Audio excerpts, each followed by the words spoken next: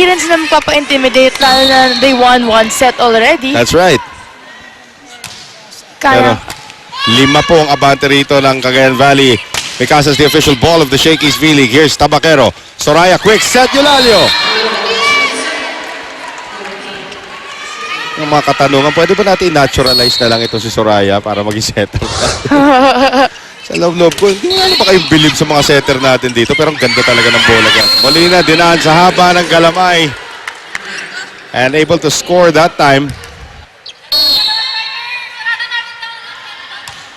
Concepcion, Jonella. Soraya ngayon, combination, tipat shot. There's a net violation against who? Concepcion. lumalayo na itong koponan ng Cagayan Valley. Yep, 6-point lead now for the Rising Suns. Mga setter din natin sa national team, no? Bibigatin din yan. Chisait, may makatunod, saka itong si Arian Argarin. Combination now, Dave on the push. Andun si Tabaquero. Soraya going to Tipachot once again, and Tipachot once again delivering. And now a 7-point lead for Cagayan Valley dito po sa ating third set.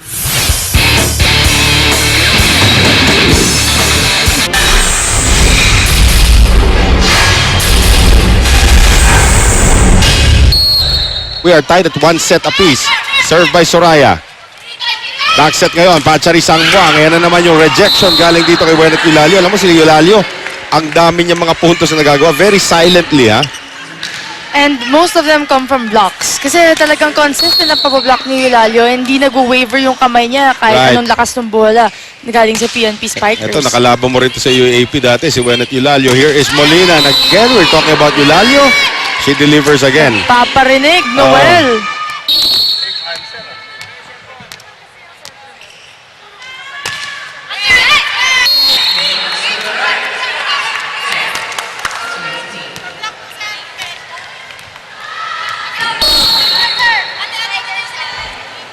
Joanne C. Here is Soraya ngayon. Another problem there. Si Davi, ang ganda ng floor defense niya, pero pagdating sa blocking, lamang na lamang sa height. Ito si Maiso, wala magawa si Davi. Yes. Talagang, talon pa lang si Davi, andun na si Mike sa taas. If it's Fun Family Pizza, it's gotta be Shakey's. 9-point lead now for Cagayan Valley. Eulalio, nasa likuran na. Tadeo. Concepcion, down the middle, Pachari Sangmuang. Soraya, Tipachot. Wow. Humahabol nga. Gusto ata maging player of the game na to. Well, siya yung league's leading scorer.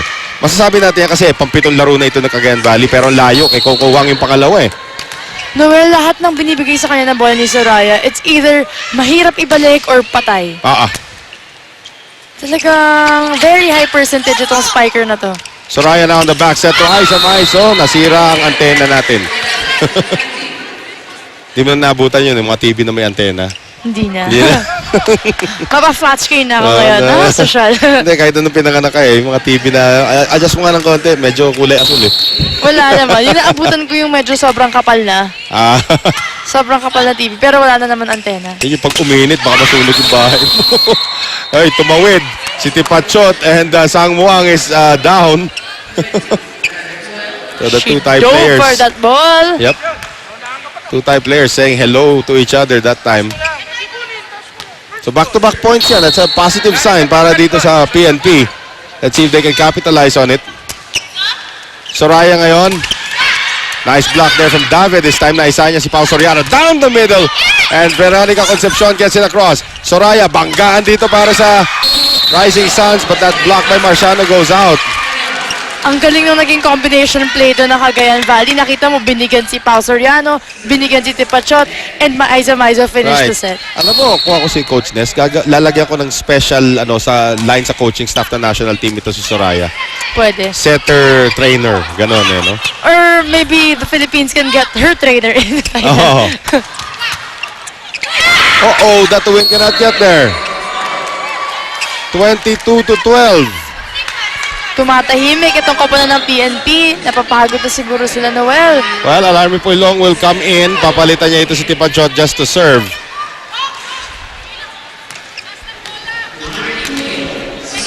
And a sub also here, coming sa kabila, si Robby Remigio. Pagbibigyan lang ng konti pahinga ito si Veronica Concepcion. So titignan natin ha, dahil 3 puntos na lang ang kailangan rito ng Cagayan Valley. In this sort of lopsided third set. Marciano out of position. Soraya ngayon, back set. Oh wow, ganda naman ng pag-setup doon kay Aiza Maizo.